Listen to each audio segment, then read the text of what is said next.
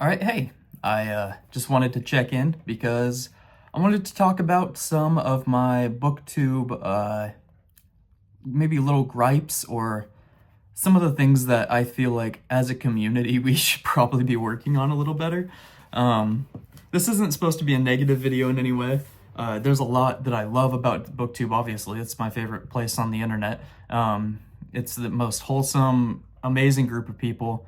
Uh, Everybody on there on booktube is super kind, super nice. Even when you would disagree with someone, I feel like at the end of the day, everybody's like, well, at least we still like books.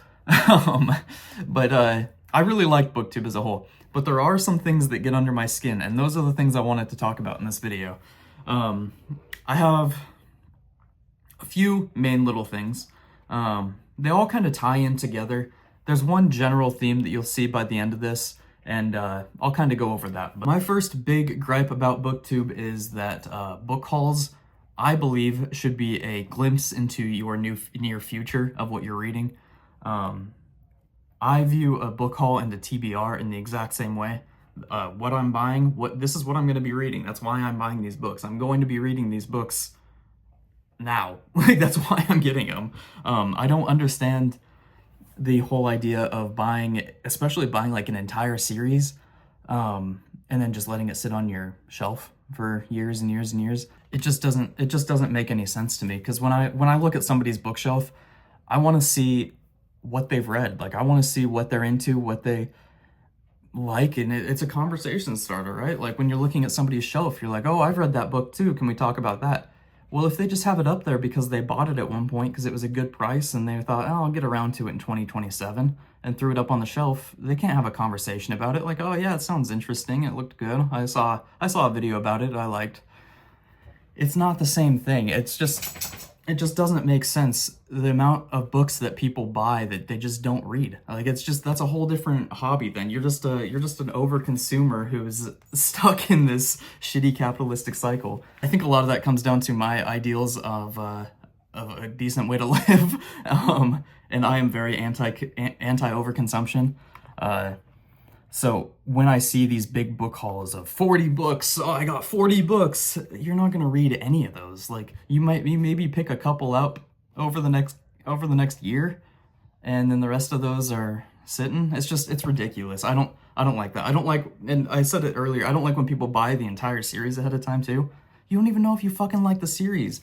Just because somebody else likes it, that you like their review, doesn't mean you should go out and buy the entire goddamn series if you don't even know if you like it. It's crazy to me. People are so excited to just own it. They want to have it right then. They want to have it. I'll get to it later, but at least I have it. It'll be accessible, trust me, you're fine. You don't need to buy a bunch of shit just to hoard it. You don't need to be a hoarder, you can be a reader. Another one of the big things that I see a lot on YouTube is people complaining about burnout, or how to get over a reading slump. While I may have only been reading for, I don't know, not even a full year right now, right? I've never even felt close to a burnout or anything like that. And I think it's because I'm not loading myself up with a huge TBR. I have books that I'm interested in, sure, I keep a list. But I don't walk in and look at a bookshelf full of unread books, you know? I think that does something to your psyche. You always will feel like there's something better, right? Like, if there's a slow moment in your book and you have a whole bookshelf of books to get to, you might DNF that book. And that's something I've never done. I don't like to DNF. I don't like the idea of DNFing. I want to finish it all the way through. If I picked it up, I want to give it a fair shake all the way through. I picked it up for a reason. And I see a lot of these people that pick up all these books, like I said, and then they go through this burnout, and you're surrounding yourself by a huge workload, essentially. As much as you love reading, right, when you have a lot that's piling up, it's really hard to get to it all. The same thing happened in video games. And I'm speaking from experience. I had this issue with video games. I used to have a giant shelf, a couple of giant shelves of retro video games. I was a retro video game collector for a while. I didn't play 80% of those games. They just sat there, and I liked owning them. It was cool to look at, but I never played them. And when I got to the point that I wanted to play one of those games, I would play it for a bit, and then a slow point would come up, or I'd get bored for a second, and then I would never play it again, because why would I? There's a million other things to look at. There's a million other things to do right here. it's just not good. It's not good for your mental health, I don't think. I think it's terrible for your mental health.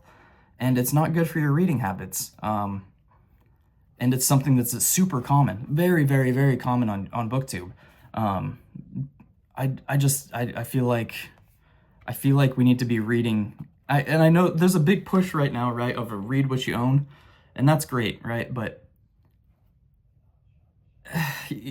people are gonna get through this and go right back into their own old habits, and I know that's gonna happen, and it just doesn't make sense to me. But regardless, I was on that topic a little too long. The next thing I wanted to talk about was star ratings. Now, I am a perpetrator of this one. I gave star ratings on all of my book reviews so far. But I've been thinking about it a lot more. And I don't think that it's fair to reduce all of those ideas, all of those thoughts, all of the things that happen in the book, all of the things that the book makes you think, all of the ways that it could relate to you. I don't feel like it's worth... I don't think you can reduce that to a number. Because the number is really just a comparison to the other books you've read. And that's always changing. So it doesn't make sense to me the more I've thought about it. If I have this 3 out of 5, right? It's an average book. I like this book. It's fine. And it's a 3 out of 5. Well, now I'm reading a bunch of books that are way more 3 out of 5 than this, and I'm realizing, actually, this book was a little better than I thought. That should have been a 4 out of 5. Well, I've reviewed it at a 3 out of 5 because of what I've read at the time, and that's out there forever. So now this review is sitting at a 3 out of 5 when I don't actually believe that. And I feel like that happens with a lot of people. When you rate something, a lot of the times it's off of your gut instinct, right? You go, oh, I didn't like that. That was a 1. Ugh. Or, oh, I loved that. That was a perfect read. That was a 5 out of 5. And you get this guttural instinct to do it. And when you're reading these books, I at least for me, when I'm reading a book, sometimes I'll keep in the back of my mind like, oh, I don't like this book. I'm not liking this right now.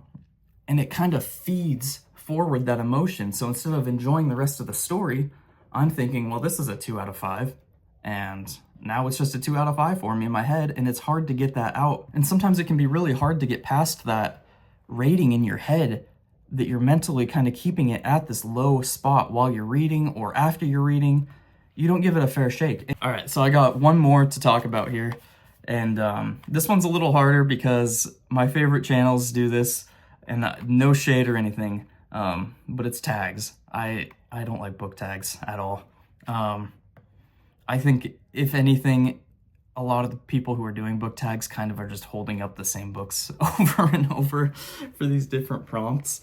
And they were fun to watch for a bit when I got into BookTube, but I burned out of those really quick. I did one tag here on my channel of an About Me tag because I wanted to do a little About Me video anyway. But I don't think I'll ever do a book tag. You're not offering insight into the book most of the time. Most of the time you're just saying, oh, there was an orphan in this book and there was an orphan here. Here's a book I read with an orphan.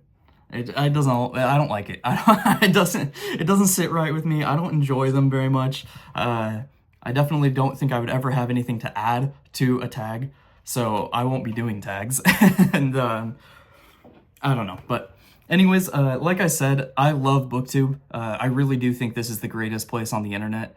Some of the greatest minds, some of the friendliest people you'll ever meet exist in BookTube. And this is absolutely no shade to anybody in BookTube, no part of BookTube. This is just some of my gripes, some of my BookTube review, if you will. And I just kind of wanted to get those out there and state that, yeah, going forward, I'm not going to be doing star reviews or tags or anything like that. And in my case, I'm happy I've stuck with this on my channel the whole time. Every time I do a book haul, that is my TBR. Most of the time it's for the month. Sometimes it leaks over into the next month. But like this month, I did a book haul right at the beginning of the month of 11 books or something like that, and I'm finishing the 11th book right now at the end of the month. I'll go get some more books here once I'm almost done with this book and do another book haul and kind of keep going from there. And this is the way that I've avoided burnout thus far, and think that it's going to work going forward. I don't see why this wouldn't continue to work for me, and why I don't see why it wouldn't work for most people. It's just hard to get that little bit of discipline and the little self-control to just stop yourself from buying excessively, especially if you have the means to. But you don't always need to buy right away. You can wait. It's going to exist. Trust me, thrift books exist. You'll be fine. You don't need to buy every book that you think it looks interesting. You'll be all right. But anyways, I appreciate y'all for sticking around this long. Thanks for watching, and see you next time.